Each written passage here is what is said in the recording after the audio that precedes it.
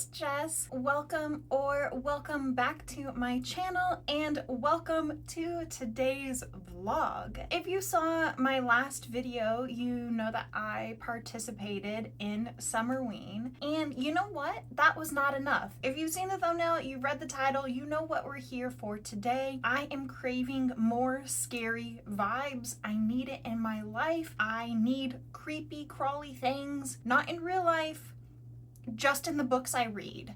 Important clarification. I have not done a 24-hour reading challenge in a while, and I like doing them. They're just like a fun little thing for me. I'm not even competitive with myself. I just think they're fun. So I was like, it's about time. Let's do a 24-hour reading challenge. And this time, I'm just gonna read thrillers. If you've never seen me do one of these before, the way I do it is I use a stopwatch on my phone. I time myself, and when the stopwatch hits 24 hours, that's when the readathon is over, and I only time myself while I'm reading. Usually this takes me about a week. So yeah, welcome to the vlog. I hope you're enjoying your time here. We're gonna start off this vlog by reading Night Film. This has been on my TBR for years and years and years. It was gifted to me by one of my Twitch moderators, Insane. Thank you so very, very much, Insane. I've always wanted to read this, but I've kind of been a little intimidated because it's like almost 700 pages. But this definitely is kind of like a classic thriller. This book definitely helped to form the thriller genre as it is today. I want to say this follows like a movie director's daughter, and she is killed, and then we're like investigating that. I think it's gonna be a great way to kick this readathon off, and I also figured I should start with the longest book instead of ending with the longest book. So here we go. I will check in a little bit. Welcome to the vlog, everyone. Hello. I just got out of the shower, as you can tell, but I wanted to do my first update for Night Film. It's going slow, which is not a bad thing. I am 130 pages in? Yeah, 130. I'm on chapter 22. It's been 2 hours and some odd minutes. I don't remember exactly. This is definitely reading slow for a thriller. This book might not look it, but it's actually almost 700 pages. I am liking it so far. So in this, you follow this man who was like a really famous investigative journalist. Then he started writing this story about the Cordova family, specifically like the head of the family. He got like a little too ahead of himself. He thought he had this lead that was gonna show that Cordova was like this sick, twisted man, but then like the lead fell through and Cordova ended up suing him for what he said about his family. And so now he's kind of disgraced. I don't think he's been like working. His personal life is also kind of a mess because he's divorced and he doesn't get to see his daughter as much as he would like. He definitely seems like a very lonely character. He just can't shake this Cordova thought that he has, that like something is going on. So Cordova is this extremely famous filmmaker, and he is a complete recluse. He didn't always, but he now lives on like his private estate, which is huge, and like he's got like fences and like a ton of security around it. And like he's such a recluse that like he builds sets like on his own property and like has film equipment there and like shoots his videos there, shoots his movies there. Like everyone that's in the movies has to sign like really insane NDAs, and like if you star in his movie, you like go and like live on his property until the movie is finished. And he shoots horror movies, and they're supposed to be very, very terrifying and very unsettling. He kind of has this like cult following, and like a lot of his movies have been banned, and none of the actors and actresses that star in his movies ever really like talk about what the filming process was like. And so it's just like this very, very mysterious setting, and combined with the fact that he makes horror films and they're like terrifying, Cordova has this like cult following where they like are constantly like trying to find uploads of his films, because I forget what time the book is set in, but he was like filming in like the 70s. And because a lot of his movies were banned and like not widely distributed, it's kind of difficult to get your hands on copies of these movies, and like it's very mysterious, and like people like to have like these underground showings of the movies. Honestly, the whole thing is just like ultra creepy and mysterious. The intrigue level is very, very high. Basically, our main character, he can't shake Cordova out of his mind. This guy is known for making like some of the most horrific horror movies that like change you as a person, like alter your brain chemistry when you watch them. Our main character, when he was, digging into Cordova's life, trying to find out more about him, he got contacted by somebody, and like they told him that like Cordova had like this weird thing with like children's clothing or something, and like the whole thing is just like a little bit sketchy. And then at the beginning of the book, Cordova's daughter commits suicide. The main character kind of gets caught up in investigating like, why did she commit suicide? Like, what's going on? And her suicide is also like kind of another tragedy within like a long line of tragedies within this family. There's like a lot of history of bad things happening and accidents and all sorts of creepy things. With her suicide, the main character is just like, why is this family so cursed? And I gotta say, this book is so creepy in the best way possible. This is one of those books where like every aspect of it is just like all working together. The fact that it's about this filmmaker and his daughter who are like very rich and glamorous and live in this private estate where they don't let anyone in, they don't allow visitors. There's just kind of like a glamour about that. And then there's also like ultra creepiness and tragedy around the family. And then, also I didn't mention this, but like the book is set in New York City. That's where the main character lives. There's just something about New York City that is the perfect setting, because New York City is both an extremely beautiful, glamorous, glitzy city, and like also a decrepit, decaying shithole. And if you've been to New York City, you know that that is true. And I say that as someone who loves New York City. And so like there's just something about it being set there, and then also the themes with like this cult horror movie that are just like really working well together. And then the main character he's a little bit of a dick, to be honest, but he's also like pretentious. So I do think the main character could potentially be off-putting. It's really working for me though, because him kind of being a dick and pretentious just works with everything else thematically, with like the glamour of the movies and the horror of the movies and the glamour of New York. It's just all working. The atmosphere has been fantastic so far. I'm really, really liking that. And you just kind of get the feeling that like Ashley, who is Cordova's daughter, I don't know if I said her name, but her and her father and like her entire family, they're just kind of like larger than life. Things are starting to get even more creepy at the point that I'm at. You also kind of get like a little bit of feeling like, is there magic at work here? Like, is there actual dark magic? And I think the book does a really, really good job of playing with your sense of reality. I could not tell you if everything I've read is real or not. Like, the book is doing a fantastic job of sort of like bending the rules of reality and kind of making the edges of it a little bit fuzzy, so that you're not entirely sure everything that's happening all the time, and you're not entirely sure if people are telling the truth or lying, or if they've like been put under a evil spell.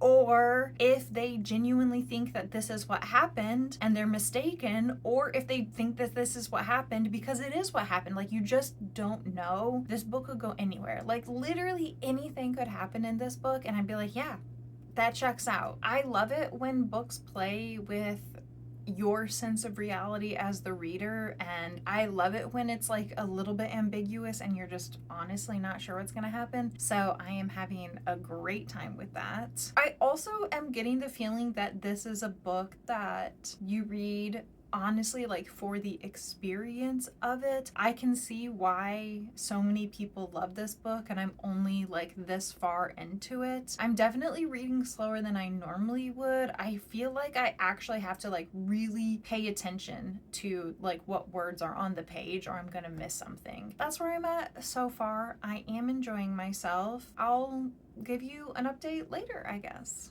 Hello, it is several hours later. I'm reading on the couch, but I just wanted to tell you that I'm currently mad at the main character because he just called Child Protective Services on this aunt who's watching her nephew because they're poor. I mean, he doesn't say that, but that's the reason. Sorry, my arm is shaking. So yeah, I'm mad at the main character. I mean, he sucks. Like, he's not really meant to be a good person, but like, also I'm mad at him for that. That's all I have. I'm gonna go back to reading now. Bye.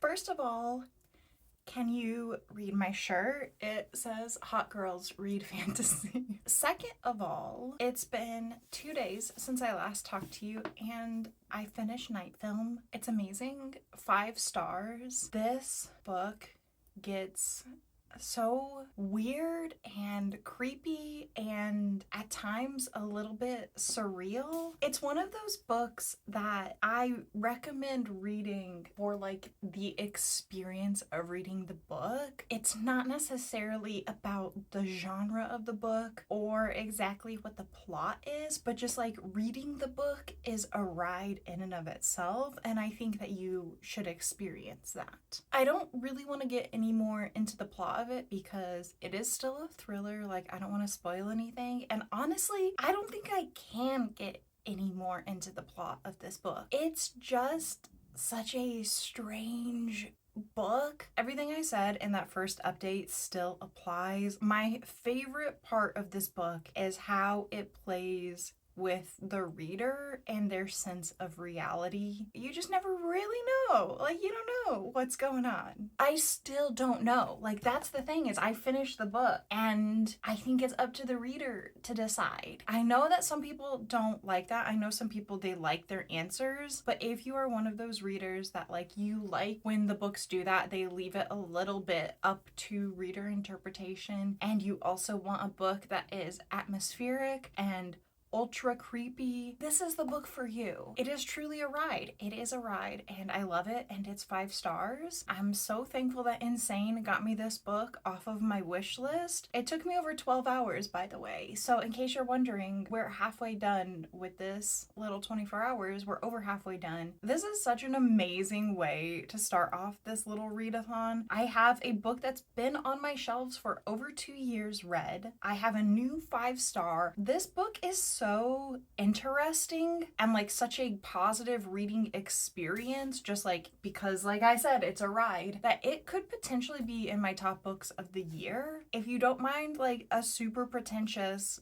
kind of a dick narrator, then I absolutely recommend this. I think it's so good. It's so good. I think next I'm gonna read Only If You're Lucky by Stacy Willingham because I shipped a book of the month box and I'm not supposed to have done that, but I really wanted this book because I read both of Stacy Willingham's other books and I wanted this one, and I wasn't supposed to because I'm on book buying restrictions with the amount of books that I have read. I cannot get any books. Like I have made up rules where I have to meet certain requirements for myself. These are all made up rules when I say I can't. But I have made up rules and I have not fulfilled enough rules in order to buy a book, but I got this. And I also got The Collective. So if I read this, it's basically like I'm not even adding it to the TBR, right? So like it doesn't even count that I broke my rules. I literally don't know what this book is about at all. Like I could not even tell you. Didn't read the synopsis. I bought it because I have read both books by this author and they've been a 4-star and a 5-star. I will check in when I have something to say about this book and let you know what it is actually about.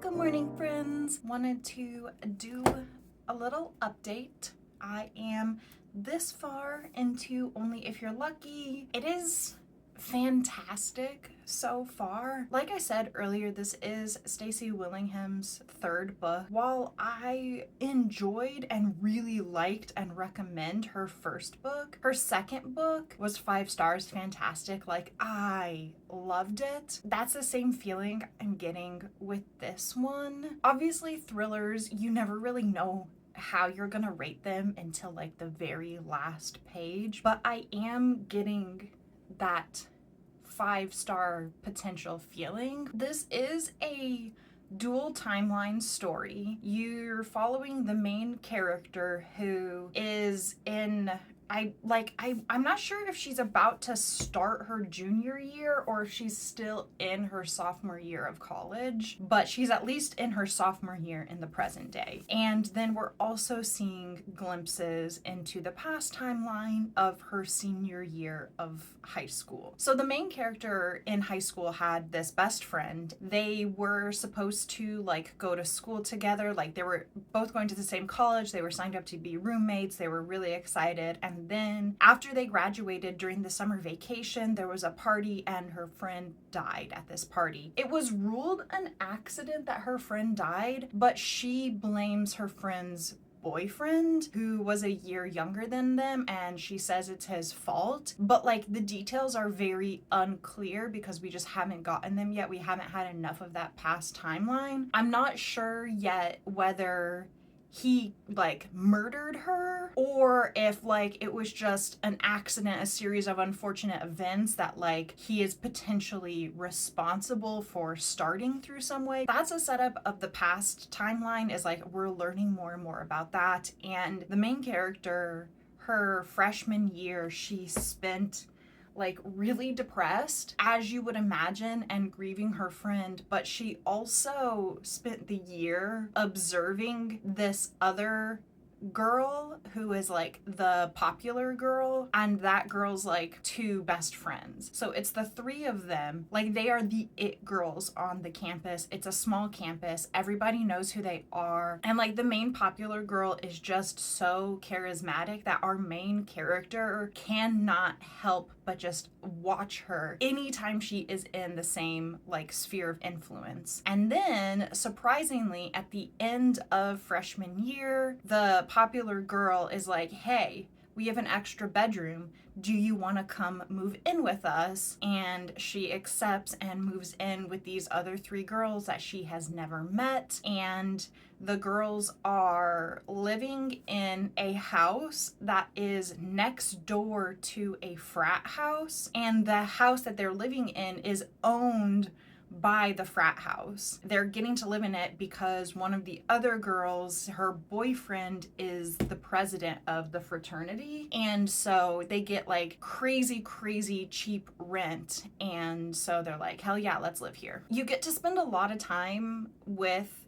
these four girls and how they hang out over the summer and how they bond, because they are not going home for summer vacation. They're living in this house. It's very like nostalgic college feeling, you know, like just a hot, sticky, like humid summer. This is also set in the South. I want to say like all of Stacy Willingham's books are set in the South. And here's the thing, I hate summer. Like, I do. I hate humidity. I hate the high temperatures, but Stacy Willingham is so good at writing how it feels to live in that American southeastern, like sticky, humid, swamp-like air.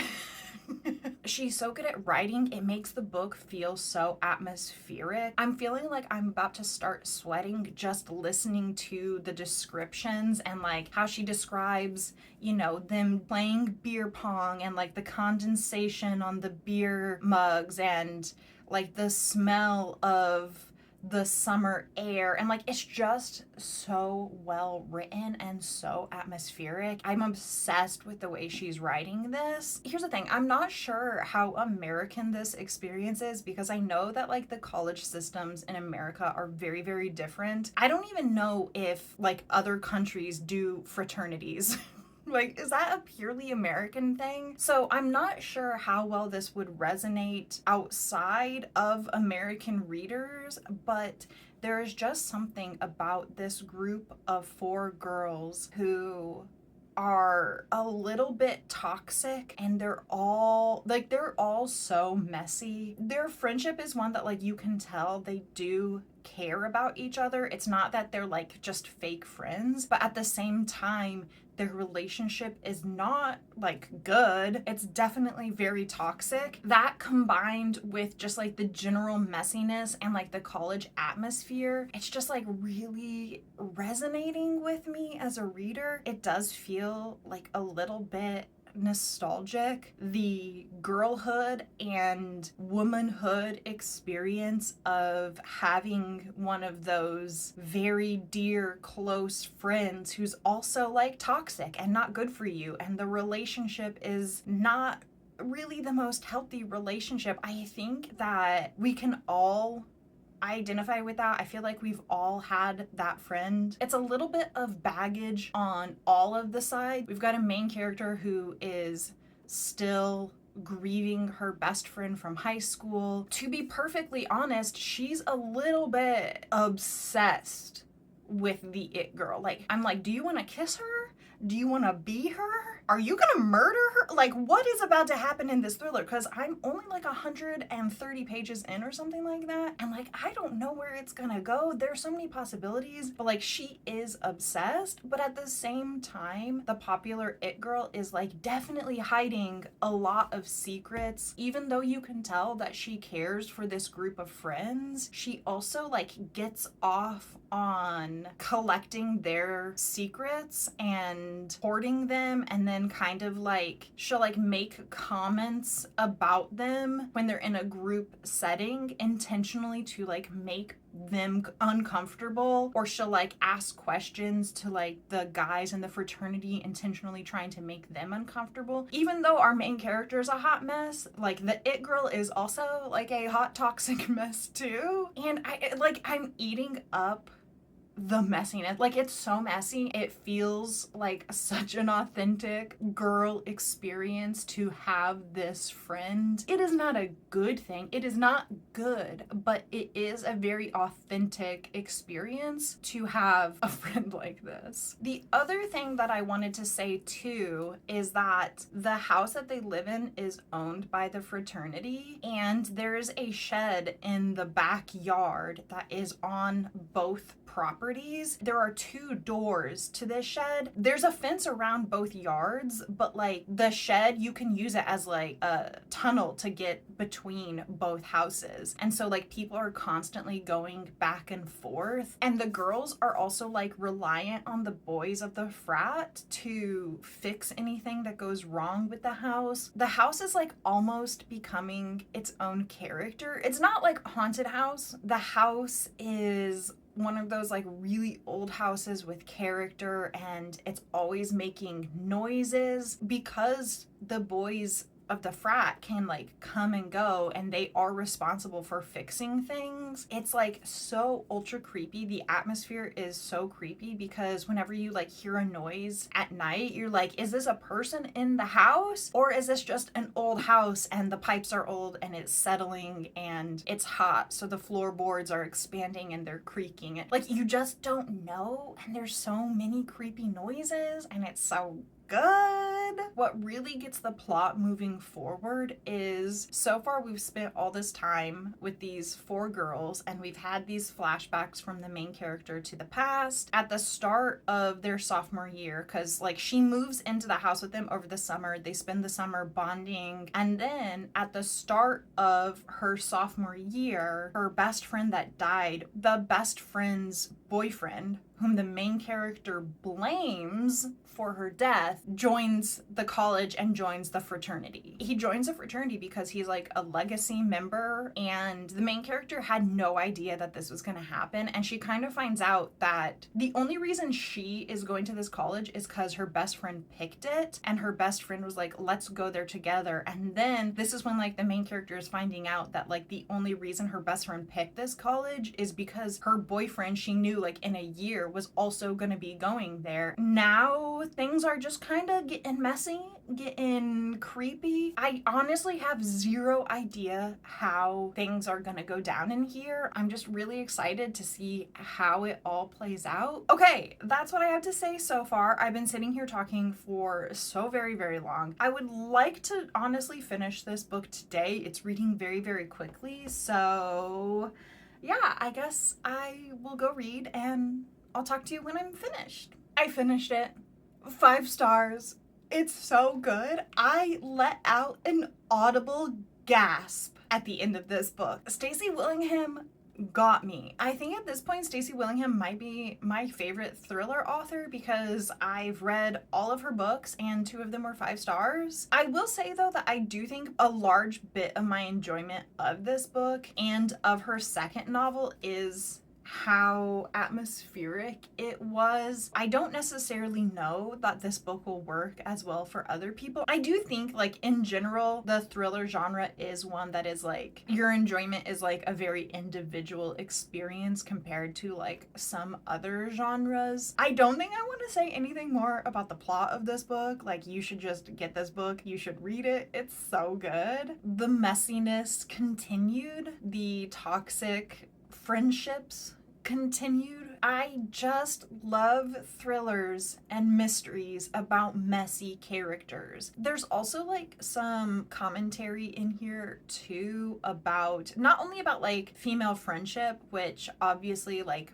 with these 4 girls living together and them being a mess and toxic, obviously there's some commentary about that, but there's also commentary in here about like fraternity culture, which I mean honestly, like fraternity culture culture, it's not good. I mean, I get that people want friends and they want a group when they get to college to feel like family. And, you know, I appreciate that. Like, I think it is really important to have friends. It's important to have people that you can trust and rely on. With the way the fraternity systems work in this day and age, I feel like the negatives and the terrible things that happen far outweigh the benefits. And you know what? Like, I don't need to get on a soapbox right now. We do not have time for that conversation today. So that's all. I'm just gonna leave it there. If you were in a fraternity or a sorority and you had like an amazing experience, I'm so happy for you. But there's a lot of bad shit, like literally so much bad shit. The other thing I want to say about this book is that, like, I recommend this for if you're fans of Mean Girls. And okay, so here's the thing, this is not a comedy. It's not like a comp title for Mean Girls, but I think that, like, if you enjoyed Mean Girls and you want like a thriller that is going to have a more adult and more nuanced look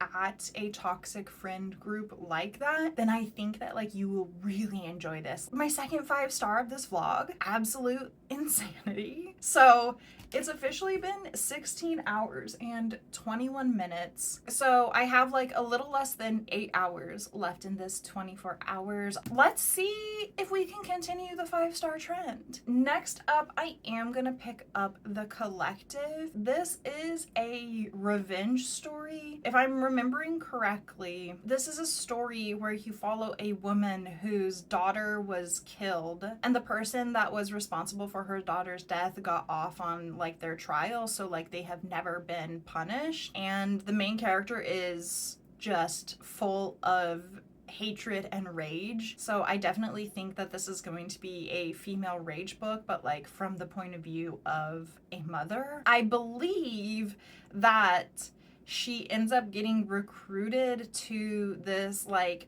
dark web group where it's all mothers, like it's called The Collective, and they get revenge. I'm probably not gonna have another update today for you, but I will talk to you later.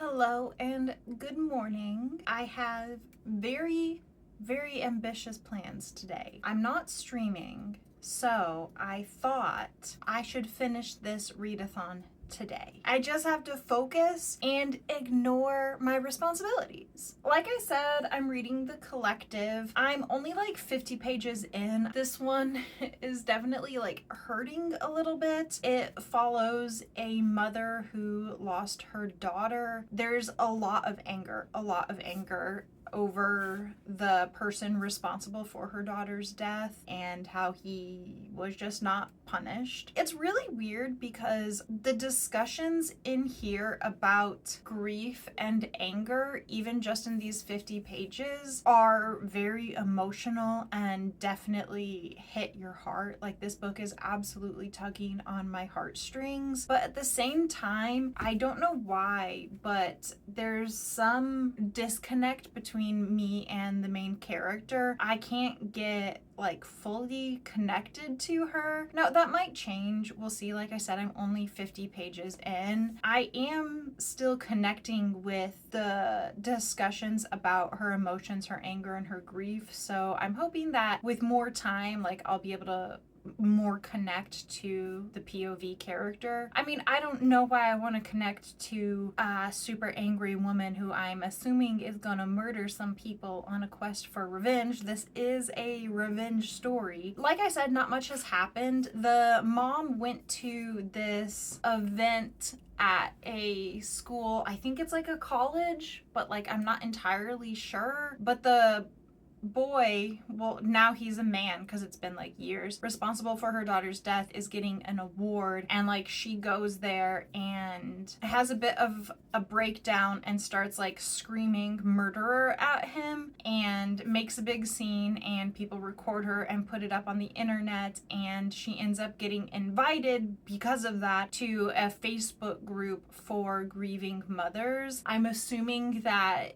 she will end up coming in contact through the Facebook group for someone for this like collective organization, because that's my understanding, is that like the collective gets revenge. Okay, so that's where I'm at right now. I am gonna go read. Today is just about reading. That's all I'm doing. We're gonna finish this readathon. Hello, it's a little bit later. I'm almost on page 200, not quite there yet. I had to stop and do an update. Okay. She posts on Facebook, and she does indeed, like I thought was gonna happen, like she gets recruited to this organization called The Collective, and The Collective exists on the dark web. She has to like figure out how to access the servers and everything. She becomes like obsessed with reading the messages there and responding and talking to people. She gets in it deep. She just spends all of her time on this website and is obsessed with everyone talking about what they want to do to the people responsible for their children's death. That part all going great, and like I get it, she's obsessed. Okay, but she goes to like a cafe and like gets on the website in public. What are you doing? Why? Hello? Like, I don't know about you, but accessing the dark web in the middle of a public cafe seems like not a great idea in general, and like especially not when it's a murder group. I just cannot believe that she's just like blah blah blah blah blah on her laptop. Like, what? It's moving very, very quickly. I'm reading very, very fast. There is a lot of things happening, and pieces are moving, things are happening. Whoever is in charge of the collective is a terrifying, I'm guessing like several individuals. It seems to be too large to be just like one person in charge. Okay, I'm gonna go finish this now. We are now 20 hours and 17 minutes into this readathon, and I finished my third book. I finished The Collective. It's a ride. Things happen very, very quickly at the end. Yeah, I really, really loved it. This is probably like the best week of reading I've ever had in my life. It's not quite a 5-star. It's somewhere between a 4 and a 4.5. If I'm being really honest, it might actually have been a 5-star if I hadn't read it after 2 outstanding, phenomenal 5+ star thrillers. It is really, really well constructed. It's well written. It moves so quickly. Like, I just had a fantastic time reading this. It was just kind of, for me personally, missing that like last little extra oomph, and like that, you know, intangible magical thing that makes a book 5 stars. But even though it doesn't give me that 5-star feeling, I don't have any criticisms of the book. I did mention when I did, I think like the first update, that I wasn't like fully connected to the main character, and honestly like that did stay throughout like the entire novel, but I don't really consider that a criticism, because I think like connecting to the characters in a book is kind of like a personal individual thing. Like, it's very subjective. I mean, like, sometimes characters are just like poorly written. You can just tell and you'll be like, this is a bad character. Like, you didn't put any effort into this. Like, they're just a caricature. They're very flat. That's not the case in this book. Like, this main character is a very well written, fleshed out, multi-dimensional person. It's just, for me personally, I had a hard time connecting with her. So I don't really consider that a fault of the book. I don't consider that a criticism. I don't think that's something that should be changed. I think that it is just a case of I personally did not connect, and there are plenty of other people who absolutely would connect with the main character. I think it's really well done on all accounts. It's just missing that little extra. But like 2 5-stars and a 4.5 in the same vlog? Are you kidding me? Also, at the very end, I was like a little bit gobsmacked. There was like a couple moments at the end where I was like, oh, the twists, they are a twisted. So I have 3 hours and 43 minutes left. Now, I don't know that I could finish a book in that amount of time, but sorry for burping. I'm going to attempt to read As Good as Dead by Holly Jackson. This is the 3rd and final book in the Good Girls Guide to Murder series. This is a young adult like mystery thriller series. You follow the main character Pip. In the first book, there's a missing girl, and everybody assumes in like the town assumes that she's dead, and they assume that her boyfriend killed her, but Pip thinks that like that is not the full story. So she decides to investigate it as like her capstone project for like her senior year. So that's like what starts the series off. The second book is a missing person. I mean, I guess technically like the first book is also missing persons, but it's kind of like cold case because it's been like so many years. And then this 3rd book is a stalker. I'm just gonna read and see how much I can get done in this book.